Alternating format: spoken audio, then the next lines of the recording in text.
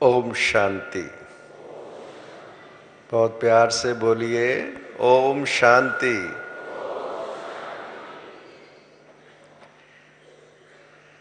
बहुत ही अच्छा विषय मुझे दिया गया है कि मैं आप सबको साकार माता पिता की पालना के साथ के कुछ अनुभव आपके साथ शेयर करूं।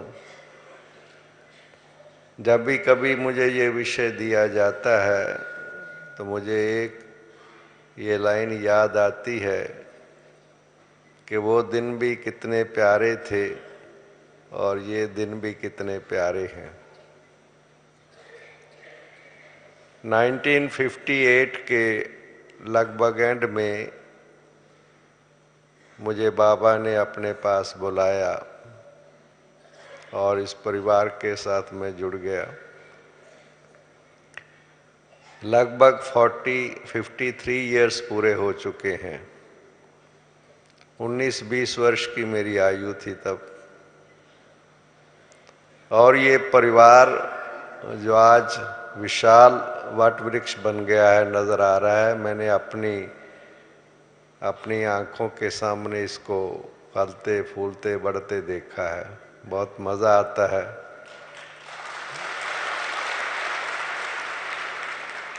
जब वो दिन भी याद करते हैं जब पहली बार बाबा से मिलने के लिए हम पांडव भवन पहुँचे थे, वो क्या सीन थी।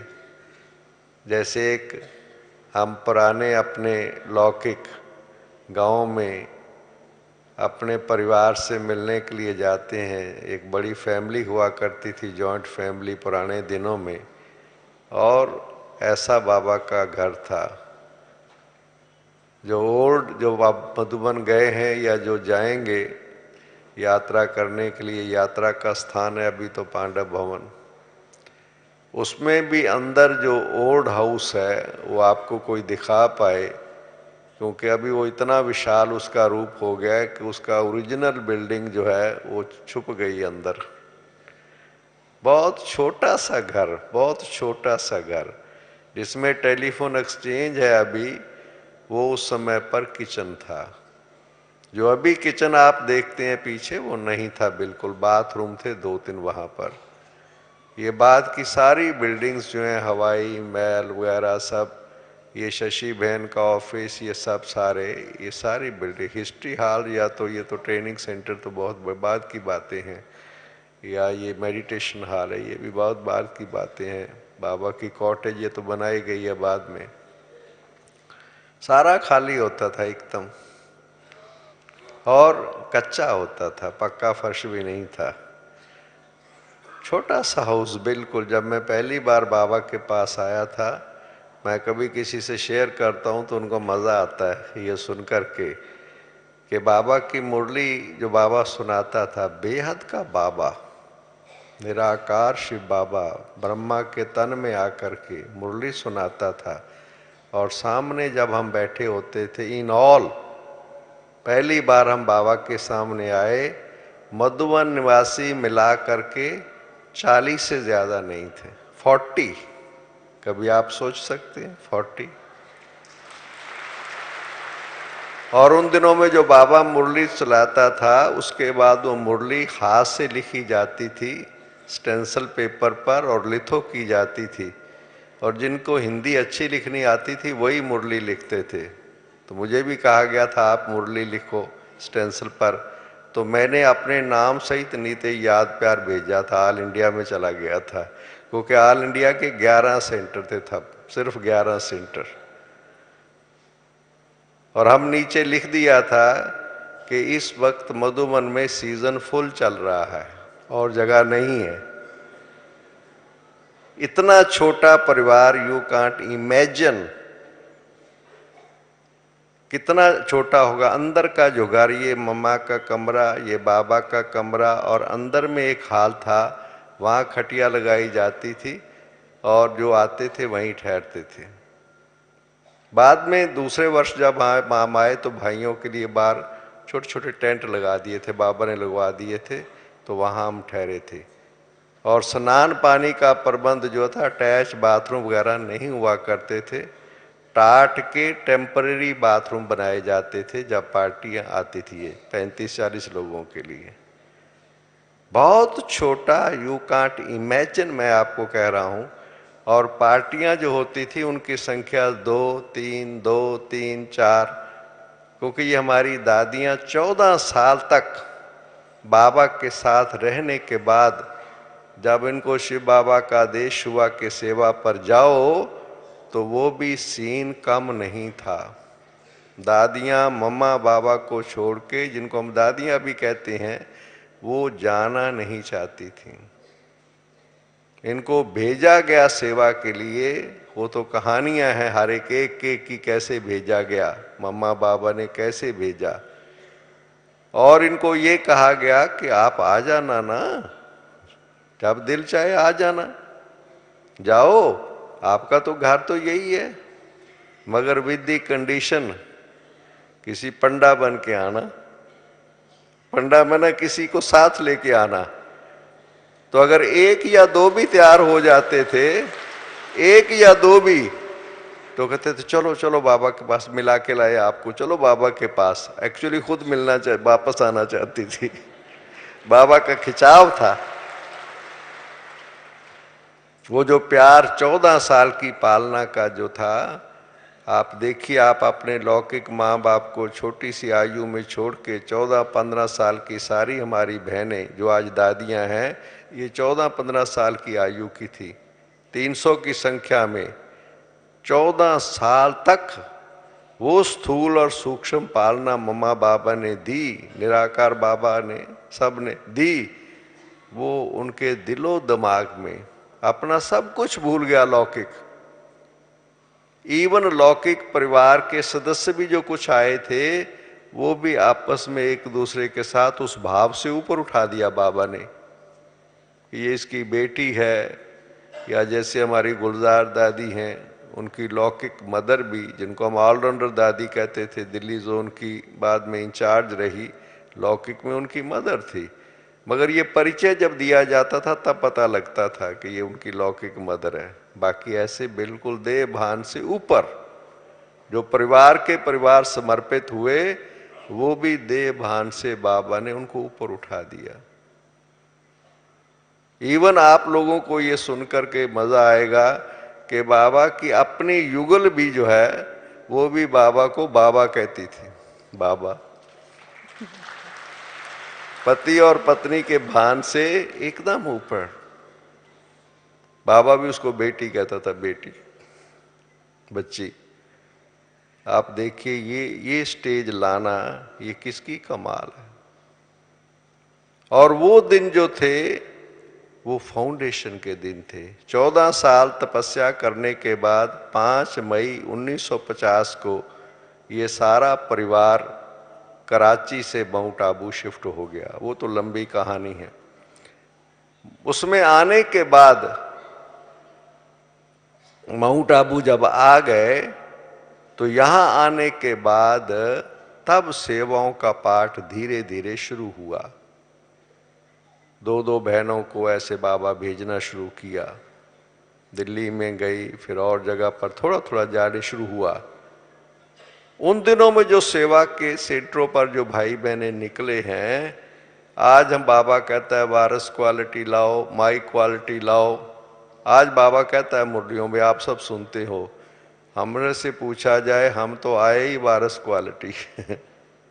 जो भी परिवार में रहने वाले भी, ये नहीं कुमार या कुमारी नहीं, जो घर में भी रहते थे उन दिनों में जो बाबा के बने, और उनके अंदर ज्ञान सुनने के बाद उस वक्त की विशेषता हम आपको बताएं। मम्मा बाबा की, चाहे मम्मा बाबा माउंट में होते थे यहाँ पर, या कभी बॉम्बे में, कभी दिल्ली में चक्कर लगाते थे, मगर हर सेंटर पर उनकी पालना का हम अनुभव करते थे। हमें ऐसे लगता था जैसे हम सेंटर पर नहीं हैं, हम बाबा मम्मा के सामने हैं। हमें ऐसे महसूस होता था। बाबा का साकाश जिसे हम कहते हैं, मम्मा बाबा की शक्ति निराकार के साथ साकार निराकार काम करता था। इसलिए उन दिनों में जो भाई बहनें आए हैं, ओवरनाइट चेंज, हमें कोई प्रश्न पैदा ही नहीं हुआ। आप कितने भाई बहनों के अनुभव आप सुने कि हम प्रश्न ही नहीं पैदा हुआ, बिल्कुल न्यू नॉलेज। ये उस समय ज्ञान नहीं था। परमात्मा सर्वव्यापक नहीं है, गीता का भगवान श्री कृष्ण नहीं है, 84 लाख योनियां नहीं है, पतित पावनी गंगा नहीं है। ये सारा ज्ञान हम सुन रहे हैं, कोई प्रश्न ही नहीं, कोई प्रश्न नहीं। जैसे ऐसे लग रहा था हाँ ये तो ठीक है, ये तो ठीक है। और सबसे बड़ी बात, गृहस्थ जीवन में पवित्रता, जिसके ऊपर हंगामे हुए, लोगों को बात समझ में नहीं आई, ये बात भी कईयों को ऐसे समझ में आ गई। छोटे छोटे मेरा अपने करनाल में जब मेरा जन्म हुआ, लौकिक में आया, वहाँ एक फैमिली थी, राजकुमार और राजकुमारी, साइंस टीचर था, उनके 2 छोटे बच्चे थे, छोटी सी उम्र थी। एक हफ्ते का ज्ञान सुनने के बाद मनोहर दादी ने उनको पूछा, क्या ज्ञान सुना है भाई, क्या ज्ञान सुना है? कहता सतयुग आने वाला है। और क्या सुना है? देवता बनना है। और क्या सुना है? पवित्रता है। फिर कहता हाँ हमने रात को फैसला कर लिया, पवित्र रहेंगे। 7 दिन का ज्ञान। ये किसकी ताकत काम कर रही थी? मनसा शुद्धि। ब्रह्मचर्य की पालना तो बहुत लोग करते हैं। हम लोग जब आते थे तो हम पता क्या कहते थे? ब्रह्मा द्वारा पवित्रता का वर्षा और विष्णु द्वारा स्वर्ग की सतयुग की पालना का वर्षा। शंकर आश्री सृष्टि का विनाश करता है। ब्रह्मा कुमार में ना ये पवित्र, जिसने ब्रह्मा मुख से जन्म ले लिया, ब्रह्मा मुख वंशावली पवित्र। मनसा शुद्धि ये बाबा की निराकार और साकार की शक्ति काम करती थी। हमें को मेहनत किया ही नहीं है, पुरुषार्थ किया ही नहीं है। इसको लोग कहते थे कि ये ब्रह्मा कुमारियों का जादू है, जाओ नहीं वहां पर, वहां ना जाना, जादू लग जाएगा। जादू का क्या माना कि ओवरनाइट चेंज।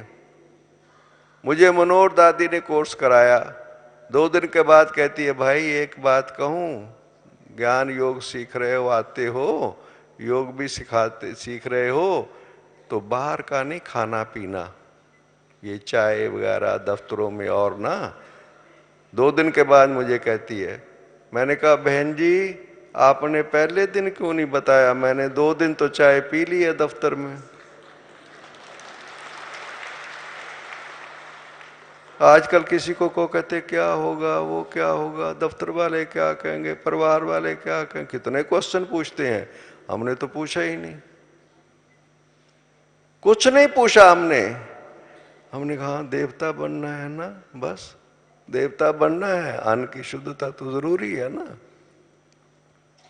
देवता तो पवित्र होते हैं, सर्वगुण संपन्न, 16 कला संपूर्ण, संपूर्ण निर्विकारी।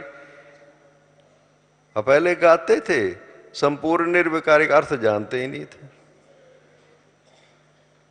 मंदिरों में घंटी बजा रहे हैं, विषय विकार मिटाओ पाप हरो देवा। विषय विकार क्या होते पता ही नहीं। कहते हैं ये तो बच्चे पैदा तो ऐसे ही होते हैं ना, पता ही नहीं। निर्विकारी जीवन देवताओं की क्या है, योग बल की संतान क्या है, कहां समझती। बुद्धि को ताला लगा हुआ था, समझ ही नहीं थी। बाबा ने आके समझ दी, बाबा ने ज्ञान का तीसरा नेत्र दिया, समझ दी, विवेक जागृत किया। बच्चे आपका आदि अनादि स्वरूप यही है, स्मृति दिला दी बाबा ने। इसलिए ये सारा जो सृष्टि का खेल है, स्मृति और विस्मृति का खेल है। हमें द्वापर से जे लेकर के पुनर्जन्म लेते लेते क्या हुआ, विस्मृति में आ गए कि मैं आत्मा शरीर धारण किया हुआ है, कर्म इंद्रियों की राजा हूं। मैं तो राजा हूं ना, कर्म इंद्रियां मेरी कंट्रोल में है ना। सतयुग में और क्या होता है, कर्म इंद्रियां कंट्रोल में है। अब हर घंटे क्या गीत सुनते हो, यहां पर सेंटरों पर भी बजता है आजकल, तो हर घंटे गीत क्या है, उसकी लाइन क्या है, शांति की शक्ति से शांति जग में लानी है। दूसरी लाइन क्या है? मन हो शांत, तन हो शीतल, ऐसी दुनिया बनानी है। बस सिंपल सी है। यहां की ज्ञान कोई बहुत गहराई नहीं है। कई भाई बहने मेरे से पूछते हैं, भाई जी ज्ञान की गहराई सुनाओ। मैं कहता हूं जो समझा उसकी गहराई में जाओ। अरे जो सुन रहे हो, समझ रहे हो, उसको गहराई में जाओ, मैंने धारण करो ना। मन हो शांत, तन हो शीतल, ना शीतल, कर्म इंद्रियां शीतल, तब तो घंटी बजाएगी।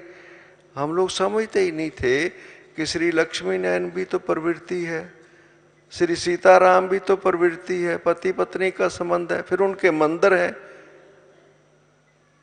जगदीश भाई जी ने एक किताब, वो ये जो अभी ज्ञान अमृत है, इसको त्रिमूर्ति मैगजीन पहले कहते थे हम, जगदीश भाई जी ने शुरू की थी। तो उसने एक कार्टून बनाया था कि वो जो देवता लक्ष्मी नयन या राधे कृष्ण सीताराम, वो मंदिर में देवता, आगे जो दो जने घंटी बजा रहे हैं, जगदीश जी ने कार्टून बनाया, उनकी शक्ल में मंकी लगा दिया कि आज के गृहस्थी जो है वो मंकी है। और उनकी घंटी मार रहे, विषय विकार मिटाओ पाप हरो देवा। फर्क क्या है? फर्क सारा ही एक ही फर्क है। और कुछ सारा जो 16 कला 14 कला नीचे 9 कला, प्योरिटी, मन की शुद्धता, एकदम मन की शुद्धता नहीं। जैसे 2-3 साल का बच्चा होता है, आप देखोगे 2-3 साल का बच्चा, साल 2 साल का बच्चा होगा ना, उसको पता ही नहीं कि मेल क्या होता है फीमेल क्या होता है, पता ही नहीं है। दौड़ रहे हैं, भाग रहे हैं, खेल रहे हैं, कुछ कह रहे हैं। जैसे बड़ा होता जाता है उनको फिर कपड़े कुपड़े बना के, नहीं, body conscious, body conscious, innocent, इसलिए कहते हैं चाइल्ड सेंट। नॉलेज ही नहीं है, नॉलेज ही नहीं है कि विकार होता क्या है। This is a life of Satyuga, ये बाबा ने बताया। बाबा ने बताया नहीं, बाबा ने शक्ति दे करके हमारी स्थिति बना दी। हमारा ये अनुभव है कि मैं आपको सच्चाई से कहता हूं कि हमने कोई पुरुषार्थ नहीं किया, नहीं। आजकल हमारी बहनें योग के बारे सुनाती हैं, योग की स्टेजेस बनाती हैं। पहले मनन होता है, फिर मगन होता है, फिर सूक्ष्म फरिश्ता होता है, फिर ज्वाला स्वरूप होता है। स्टेजेस बताती है ना योग की। और बाबा भी कह रहा है ज्वाला स्वरूप, ज्वाला स्वरूप। हम लोगों ने बाद में ये सुना सारा ही, आते ही ज्वाला स्वरूप। हमारा एक ही स्टेज थी। हमें मनन मगर का पता ही कुछ नहीं है। और फरिश्ता रूप तो बाद में है, जब बाबा व्यक्त हुए तब फरिश्ता की बात निकली है। बैठते थे शक्ति रूप, बस ऐसे बैठ जाते थे। एवरी संडे को हमने देखा, एवरी संडे को हमें को सेवाएं तो होती नहीं थी, ये प्रदर्शनी नहीं थे, चित्र नहीं थे, कोई कुछ नहीं था। ये चित्र पहले पहले कल्प वृक्ष का छपाया गया था, मुझे याद है। माउंट आबू से मनोहर दादी ले आई करनाल में, हमें खोल के चित्र दिखाया सवेरे सवेरे क्लास में। हमने देखा ये चित्र क्या लेके आई है, लपेटा हुआ था, खोला। मैंने कहा बहन जी इसको बंद करके रख दो। कहती क्या बात है? मैं क्या, पेड़ के साथ मनुष्य लटक रहे हैं। मैं क्या, तो लोग कहेंगे तुम पहले ही पागल हो, ये पागल का चित्र बना दिया तुमने। लोग क्या कहेंगे? कहेंगे देखो इनका इनका इनका ये देखो, ये चित्र देखो, इनका मनुष्य लटक रहे हैं, पेड़ के साथ मनुष्य लटकते हैं क्या? कोई न्यू नॉलेज हम आपको बताएं, कोई किताब नहीं, कोई कुछ नहीं, लिटरेचर नहीं। जगदीश भाई ने एक अनुभव लिखा हुआ है कि पहली किताब जो मैंने छापी थी, बड़ी मुश्किल से मैंने लिखी, फिर बाबा मम्मा के पास भेजी। बाबा मम्मा ने कहा ये बड़ी बहनें हैं, उनको दिखाओ। उसमें कटिंग होती चली गई, वो परिवर्तन किताब होती गई। कहता वो किताब जो मैंने लिखी वो तो रही नहीं। लास्ट में कहा गया कि मीटिंग करेंगे, फैसला करेंगे छपानी है कि नहीं छपानी। उस मीटिंग में फैसला हुआ कि शास्त्रों में तो लिखा हुआ है, भगवान ने संदेश दिया, किताब छापी ये तो है ही नहीं, इसलिए इसकी जरूरत ही नहीं है। और जगदीश भाई को मम्मा की ड्यूटी लगाएगी कि जगदीश बच्चे को बुला के कह दो ये छापने की जरूरत नहीं। वो जगदीश भाई ने लिखा है कि मम्मा ने गोद में लिटा के प्यार करके कहा जगदीश किसी का विचार नहीं है, नहीं छापनी है। कहते ठीक है कि किताब की कोई जरूरत थोड़ा है हमारे यहां पर। और आज देखो कहां हम पहुंच गए। उन दिनों में कुछ और कुछ सेवा तो थी नहीं, प्रदर्शनी नहीं थी। ये तो 62 में प्रदर्शनी हमारे रमेश भाई ने बॉम्बे में सारा ये इतिहास है कैसे ये प्रदर्शनी। बाबा ने मुझे करनाल से टेलीग्राम दी कि जाओ बच्चे बॉम्बे में प्रदर्शनी है, कि मैं बॉम्बे देखने आया प्रदर्शनी। ये 62 की बात है। और उन दिनों में फिर क्या करें हम, जो हम भी 14 साल तपस्या की हम लोगों ने भी। 58 से लेके 72 73 तक सेवाएं नहीं होती थी, बहुत कम, लिटल। तो क्या करते थे फिर, 3-3 घंटे बैठ जाते थे, तपस्या करते थे। 3 आवर्स एवरी संडे हमारा योग होता था। आजकल तो योग भट्टी में क्लासेस होती हैं, जब कहते हैं ना योग भट्टी कराओ, वो योग तो होता ही नहीं है। मैंने वहां भी कहीं गया था, मैंने कहा देखो भाई मैं क्लास करा रहा हूं तो सब आंखें खोल के बैठे हो, मैं योग कराऊंगा तो आंखें बंद कर लोगे। और हम लोग 3 घंटे तक योग ऐसे बैठते थे, आंखें बंद हो, सवाल ही पैदा नहीं होता। आंखें बंद करने के, ये तो बात की बातें हैं कि लोग योग में बैठते हैं और आंखें बंद करते हैं, ऐसे बिल्कुल। और कुर्सियां सोफे तो होते नहीं थे, चौकड़ी लगा के बैठ गए, सामने टीचर बैठ गई। आजकल आधे घंटे के बाद गीत बजता है, टीचर भी उठती है और सारी हलचल हो जाती है।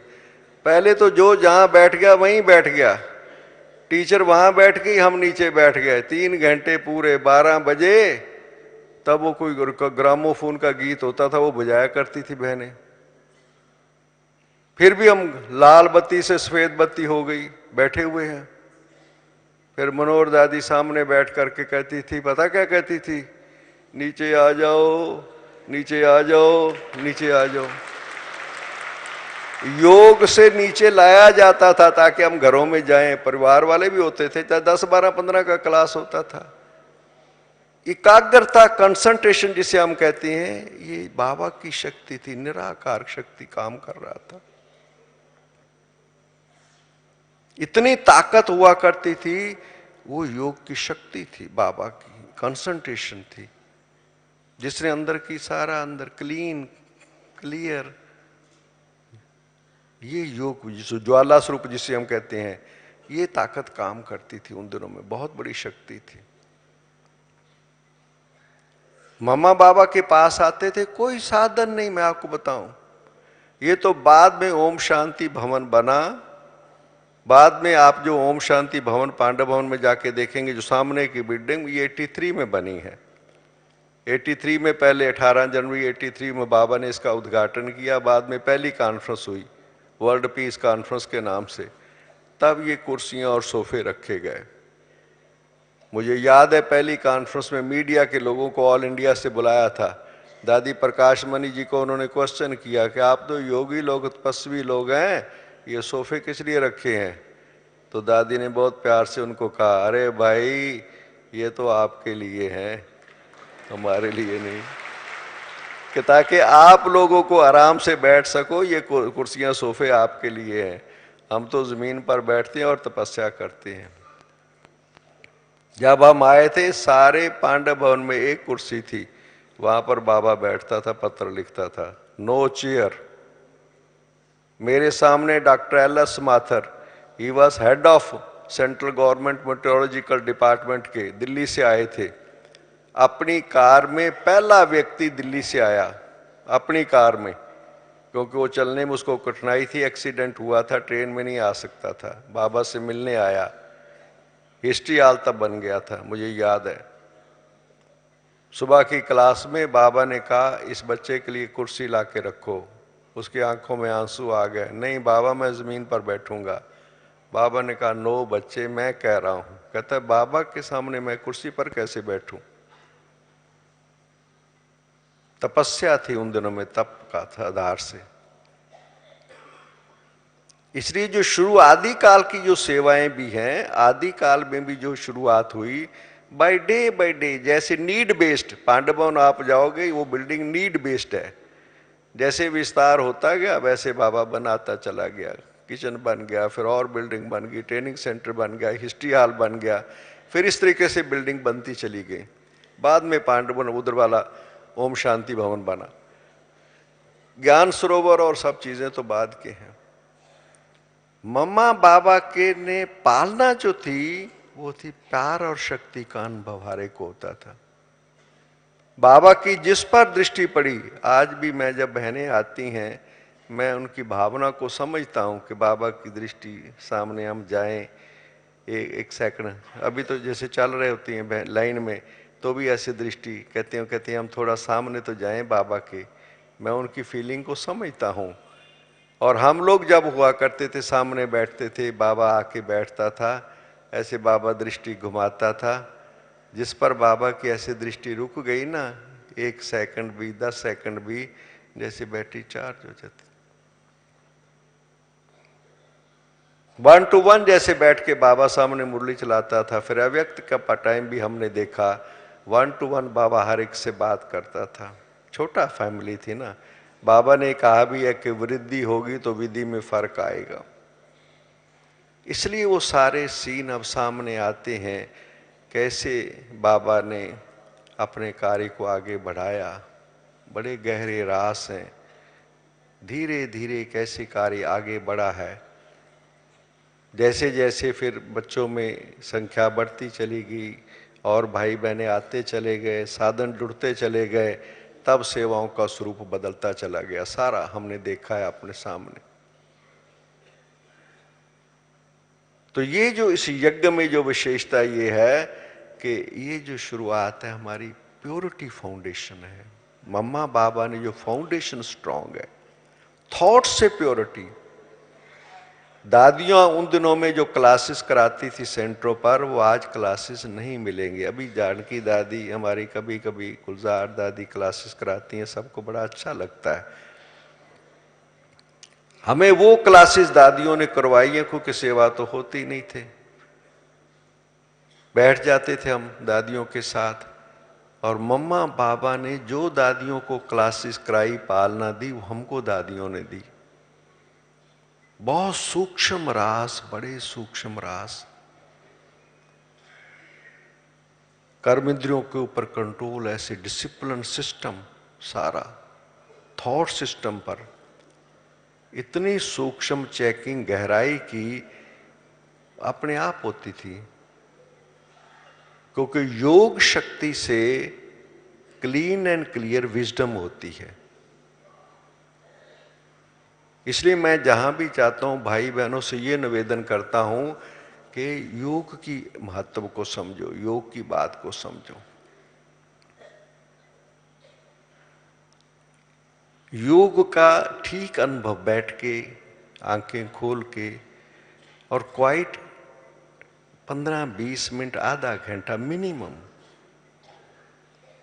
बाबा के निराकार का अनुभव आत्मा करे, निराकार का अनुभव करे। उससे जो संस्कार परिवर्तन की बात है उसके साथ लिंक है ये। ज्ञान बहुत भाई बहने मेजॉरिटी ज्ञान के आधार पर चलते हैं, मैंने देखा है। संस्कारों में चेंजेस नहीं आती हैं, अंदर रियलाइजेशन, सेल्फ रियलाइजेशन। दूसरों को, जैसे उस दिन भी हम सुन रहे थे, दादी कह रही थी दूसरों को जानना आसान है, हम सबको जान रहे हैं। सेल्फ को जानना, मैं सेल्फ रियलाइजेशन, मैं ना मेरे अंदर संस्कारों में क्या चीज है। मम्मा बाबा के सामने बैठ करके हमें रियलाइजेशन होता था। एक बार साकार मम्मा बाबा ने पूछा मनोहर दादी को कि बच्ची यहां मधुबन में आती हो, क्या आपको अनुभव होता है? बाबा ने पूछा तो मनोहर दादी ने उत्तर दिया, बाबा ये गलास पैलेस में मैं आ जाती हूँ, शीश महल में, यहाँ चारों तरफ शीशे लगे हुए हैं, मुझे अपना पता लगता है कि मम्मा बाबा कहाँ हैं, मैं कहाँ हूँ। बाप समान बनने की बात हम रोज सुनते हैं, हमें अंदर, अपने अंदर परिवर्तन का आधार है रियलाइजेशन। बाबा की मुरली को, श्रीमत को अंडरस्टैंड करना प्रॉपरली, जो बाबा कह रहा है, जो बाबा का भाव है समझना। मुरली सुनना पढ़ना अलग बात है, बाबा के भाव को समझना, अंदर रियलाइजेशन करना, और वो भी स्वयं के प्रति, अंदर अपने लिए अंदर। उस दिन हम जानकी दादी का एक क्लास पढ़ रहे थे चंडीगढ़ में, रात को पढ़ते हैं। दादी कह रही थी परिवर्तन तब होता है जब हम ये महसूस करते हैं कि मैंने काफी टाइम वेस्ट किया है। जो कुछ मैं किया है आज तक, उसमें मेरे काफी मैंने टाइम ऐसे गुजार दिया है कई कारणों से। हम ऐसे बात भी नहीं करते थे। हमें याद है, हमें पुरुषार्थ दादियां ये कराती थी, किसी के तरफ देखा, किस भाव से देखा, देखा कैसे देखा, क्या देखा, बात की कितनी बात जरूरी उतनी की, या किसी सूक्ष्म संस्कार के अधीन होकर के किसी को देखा या बैठा। हम ये चेकिंग करते थे नहीं। अब बाबा कह रहा है समय और संकल्प, हमें आता है तो हम कहते हैं यही तो पुरुषार्थ किया हमने, कि समय और संकल्प वेस्ट नहीं, व्यर्थ नहीं। कनेक्शन में भी आना है सबके साथ, नहीं कोई इंटरेस्ट नहीं, कोई शौक नहीं, कोई देखने का, सुनने का, पढ़ने का कुछ नहीं, टाइम वेस्ट है ये सब चीजें। बाबा की मुरली लेके 10 बार पढ़ो ना, टाइम है तो। बाबा की मुरली को जितनी बार पढ़ोगे आप देखना मजा आएगा। अच्छा मुरली नहीं मिलती, अव्यक्त किताब तो मिल जाती है ना, व्यक्त वाणी की पढ़ो ना। कईयों का टाइम होता है, बुजुर्ग होते हैं, मैंने देखा अखबार ही पढ़ते रहेंगे, कहेंगे 5 रुपए खर्च किए हैं तो पूरा फायदा उठाना है ना, और टाइम वेस्ट हो रहा है।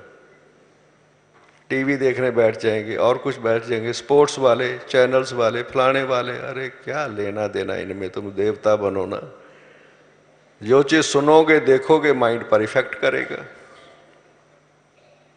एनर्जी वेस्ट करेगा, थॉट सिस्टम डिस्टर्ब हो जाएंगे। हम लोगों को याद है, हमें दादियां ट्रेनिंग देती थी सोना कैसे है।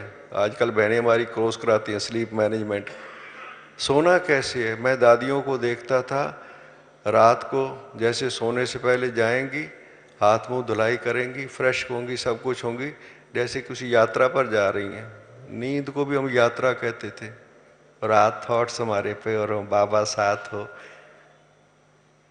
मधुबन में भी गीत बजता था, हमें याद है, सो जा राजकुमारी निंदिया सो जा। रात को बाबा ऐसे सवेरे गीत बजता था, बहुत सुंदर गीत बजा करते थे, अमृत वेले के गीत हुआ करते थे। रॉयल्टी थी हर बात के अंदर, सोना भी रॉयल्टी से। किस प्रकार से मम्मा बाबा ने पालना दी है कि नो, ऐसे नहीं कोई बातचीत करते सो जाओ, कोई देखते पढ़ते सो जाओ, रात के थॉट्स आपके डिस्टर्ब हो जाएंगे, फिर वो पुराने संस्कार काम करेंगे। मैनेजमेंट है ना सारा, देवता बनने का सारा सिस्टम है। इसलिए मेरा भाव ये है कि इन चीजों को आप देखो, मेरा सवा घड़ी भी देख रहा हूं और माताओं को बैठे हुए देख रहा हूं, दोनों थॉट मेरे चल रहे हैं। इसलिए मेरा ये भाव है कि वो उन दिनों की जो चीज थी, साकार मम्मा की बाबा की पालना, मम्मा बाबा जैसे आज भी जानकी दादी सुबह जब दृष्टि देती, आपने देखा कभी सुबह जब उठ करके दृष्टि देती, एक एक को देखती है, अच्छी तरह से देखती है, कौन है ये, किस क्वालिटी वाली आत्मा है, ये योग है, ऐसे देखती है सबको ऐसे। एक दिन मैं दिन में मिलने गया तो मुझे कहती है सवेरे योग से बीच में उठ के चले गए थे। मैं कहा ये भी पता है इनको कि मैं उठ के गया था। ये पालना है, पालना, इसको पालना है कि एक एक की तरफ ध्यान है। ये योग कर रहा है तो कैसे कर रहा है, क्या सोच रहा है, क्या है, प्रॉपर वे में कर रहा है कि नहीं कर रहा है। स्टूडेंट जैसे है ना, टीचर्स का ध्यान जाना चाहिए। हमारे यहाँ तो आप देखो कितना है, कई आएंगे नींद भी करते रहेंगे, योग में क्लास में बैठे रहेंगे, मैंने एक बहन को, कईयों को मैं सुनाता हूँ, मैंने कहा बहन ये भाई आपका नींद कर रहा था। भाई जी आ तो रहा है ना, आ तो रहा है। मैं इसको कहूँगी वो आना ही बंद कर देगा। अरे भाई तो समझा उसको, ठीक कर उसको। नींद कर रहा है, दूसरे को भी नींद का प्रॉब्लम क्रिएट करेगा, उसको भी नींद आ जाएगी। ड्राइवर की सीट वाले साथ में वहां लिखा होता है नींद नहीं करना है, नहीं तो ड्राइवर नींद कर देगा। फिर नींद योग नहीं है, आप ये समझिए, नींद योग नहीं है। अगर हम नींद करते हैं तो योग नहीं है, ये बात समझो अच्छी तरह से। यहां पर नो, आप थोड़ी देर बैठो ना। एक बार हमारी दीदी थी, हमारी चंद्रमणि दीदी, शेरे पंजाब जिसे बाबा कहता था। मुझे याद है, एक भाई आया, दीदी मैंने 2 घंटे योग किया, आज 2 घंटे योग किया। दीदी उसकी तरफ देख के कहती कनेक्शन मिला था? बाबा भी कहता है योग किया या युद्ध किया? योग को भी तो पहले समझो ना। कई है मैंने देखा योग में बैठे हुए, लाल बत्ती चल रही, फिर घड़ी देख रहे हैं, अभी तो फिर कहते मैंने तो घंटा पूरा बैठना है, हर 15 मिनट के बाद घड़ी देख रहा है तो यहीं वो बेचारा गया तो कहीं है नहीं है, और कह रहा है मैं योग कर रहा हूं। और योग का मैंने होता है मैं परम धाम में चला गया, बाबा के पास चला गया। हमारी एक बहन आई क्लास कराने, वो कहती है भाई तुमने गॉड कॉन्शियस बनना है, सोल कॉन्शियस बनना है? मैंने कहा बनना है। कहती फिर टाइम कॉन्शियस नहीं बनना है। मैं कहा ये ठीक है, बिल्कुल इसकी बात ठीक है। जो टाइम कॉन्शियस है वो गॉड कॉन्शियस कैसे होगा? वो तो समय का ध्यान रख रहा है। थोड़ी देर के लिए तो आप फ्री होके बैठ जाओ ना। जब बाबा को याद करो, मन तो बनाओ पहले कि मैं फ्री हूं। अब बाबा मैं फ्री होके आ गया आपके पास, मोबाइल वगैरह सब बंद करके फ्री होके बैठ जाओ। फ्री तो हो पहले, हम फ्री होते नहीं, जकड़े हुए हैं सब कुछ। जैसे बाबा ने एक बार सीन्स दिखाया था, वो मैं सबको सुनाता हूं। बाबा ने एक बार संदेश में गुलजार दादी को संदेश सुनाया था।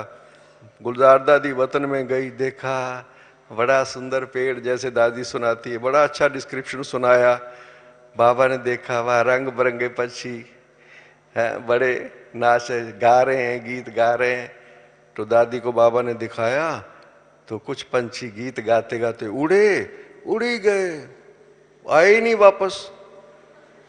बाबा बाबा बाबा बाबा उड़ गए। फिर अच्छा, फिर दादी ने और देखा, दूसरे प्रकार के पंछी देखे, वो भी बाबा बाबा बाबा कर रहे थे, उड़े, उड़ करके फिर आके बैठ गए टहनी पर, बाबा बाबा बाबा। फिर बाबा ने तीसरे प्रकार के पंछी दिखाए, वो टहनी के पकड़ के लटक रहे हैं, बाबा बाबा बाबा बाबा, वो भी बाबा कर रहे हैं, टहनी छोड़ भी नहीं रहे। तो बाबा ने बुर्री चलाई थी कि छोड़ो तो छूटो। अरे भाई पकड़ के तो खुद रखा हुआ है। फिर क्या क्या बाबा छुड़ाए, बाबा छुड़ाए, बाबा तो कह रहा छोड़। एक भाई ने हमें बड़ा अच्छा अनुभव सुनाया। उसने सुनाया कि एक बार वो कहीं जा रहा था तो उसकी गाड़ी उल्ट गई, एक्सीडेंट हो गया। तो नीचे खड्ड थी, तो पेड़ में लटक गया। तो कहता है भगवान को भक्ति करता था, भगवान को कहता है बचाओ बचाओ मेरा तो मैं तेरा, मेरा तू ही है। जैसे दुख में तो कहते हैं ना मेरा तू ही है, आगे पीछे तो कोई और है। तो वो कहता है, अब तो ऊपर से आवाज आई कि तू टहनी को छोड़ दे। कहता है ये भगवान नहीं है, रावण है। और सुबह देखा गया, क्योंकि रात तो अंधेरा था, सुबह देखा गया तो टहनी से जहां लटका हुआ था नीचे 2 फुट जमीन थी नीचे। टहनी नहीं छोड़ रहा था कि और ही खत्म ना हो जाऊं। हम लोगों ने हर एक ने कुछ ना कुछ अपना बना रखा है, अपना साधन सूधन सब कुछ।